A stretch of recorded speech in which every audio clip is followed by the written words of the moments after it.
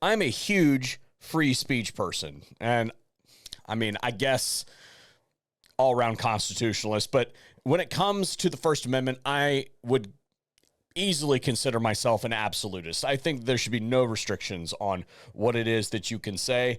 That doesn't mean that you are immune from ridicule for what it is that you say, but I don't think that many of the we'll say branded restrictions on First Amendment are constitutional in my mind. That said, from its inception, I have been very critical of the platform TikTok.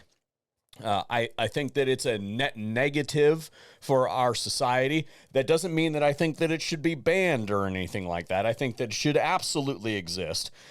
However, I do believe that it does more harm than good, just based on its format. I find it pretty vapid and just something that I don't engage in. And I suppose that many people would say that about social media as a whole, but I disagree with that sentiment. I think that social media has made a huge impact on our society. The ability of people to express themselves and in real time keep their elected officials and general society in check with the general discussion that is out there. I think that's hugely powerful and a net positive for the world. I think that with most things, there's compromise to be had. So I put it like this: the value of having the collective intelligence of the human race uploaded to the internet where you can access it at any time from your pocket, provided that you have access to the network, is hugely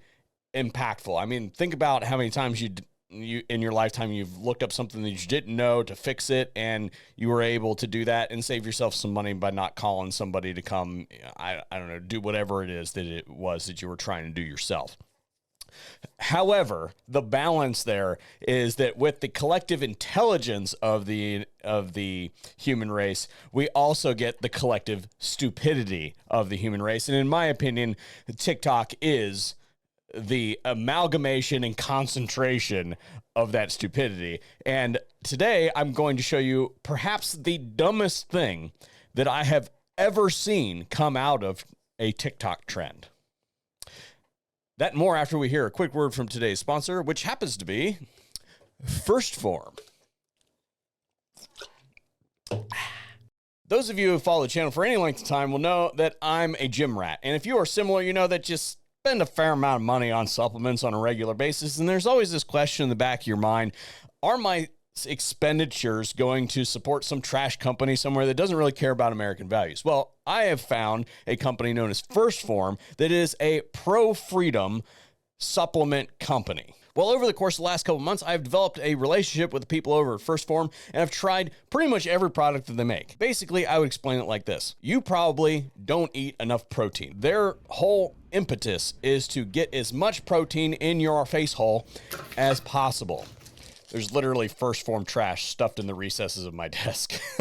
In some of my other reads, I'm going to focus on individual products. So if there's something you guys are interested in, let me know and I'll focus on that. And there is an affiliate link over at the affiliates page and on the link tree. It tells 1st Phorm that I sent you. So if you'd use that, I'd greatly appreciate it. And if you order over a certain dollar amount, there is free shipping. So thanks to 1st Phorm for being who they are and making content like this one possible. Kurt, this is a Second Amendment channel. Why are you talking about this sort of thing? Well, this has huge ramifications for many people's Second Amendment rights and their overall rights as American citizens, and I will get to that here in just a second. This thing, this exercise in stupidity, was dubbed the infinite money glitch, and it was something that was going on at Chase Bank. And to give you a brief overview, the system would allow you to write yourself a check and deposit that check regardless of whether or not you had the funds to cover it. And the system would malfunction for a brief period of time, not recognizing that you wrote yourself the check. So it would deposit the check, and say you wrote yourself a check for 10 grand, for instance. You you put that check in, your balance goes up 10 grand, and then people were withdrawing the money. Really? Now, every single one of you that has two neurons that fire in concert will recognize that as a thing that we call check fraud. Thousands of people. There are images of people waiting in line at the ATMs to make these withdrawals, like out the door. You ever seen one of those? I don't know. Some of you, I use a different bank, but oftentimes they'll have the ATM in kind of like a little, like, small room right outside the bank, and that door is open 24/7, but the actual interior bank doors are closed. It's like a glassed off area. You can walk in, use the ATM at whatever time you want to use it, and then leave. That out the door, right? Like hundreds of people out the door waiting to use this thing. And then people would literally walk out and film videos of them throwing hundreds of dollars or $100 bills in the tune of tens of thousands of dollars in the air. And then Chase figured it out. And over time, that balance would correct itself. So these people would withdraw all of this money and then go buy stuff that they couldn't afford. And then after they withdrew 40 or 50 grand, they'd have a negative 40 or 50 grand balance in their account and be like, oh no, what do I do? Well, if they already spent the money, then they're in trouble, because not only have they overdrafted their account, they're going to owe the overdraft fees. But remember that thing I said about check fraud? Writing bad checks on purpose is a crime, like a not so minimal crime either. My notes here say that the maximum that someone can get for check fraud is a $1 million fine and up to 30 years imprisonment if they are prosecuted and found guilty. This is not like a bank error that, and you know, that doesn't even matter, because there's a thing called unjust enrichment. So, like, let's just take the scenario where you're checking your bank account and suddenly you realize that it's up 20 grand for whatever reason. Like, you didn't put the money there, but for whatever reason, it's up 20 grand. You can't just take that money out of the bank and be like, oh, well, it's mine now. I found it. That's called unjust enrichment. If that was not your money and it accidentally got put there, the bank can come back to you for that, and you can be prosecuted for that as well. So if you have money that just randomly shows up into your account, make sure you check with your bank to make sure that you can actually keep it. And most of the time, you're not going to be able to keep it. Bank errors, there is no such thing as a good bank error. Anyway, the concept that you knowingly defrauded the bank, people are going to get prosecuted over this. If you are someone that did this, my advice to you would be to immediately find an attorney. I am not an attorney, so nothing that I should say should be taken as legal advice. You should definitely not contact your bank and admit any guilt until you talk to an attorney. And then hopefully your attorney can walk in to the bank with you and say, hey, look, my client is dumb. He's an idiot.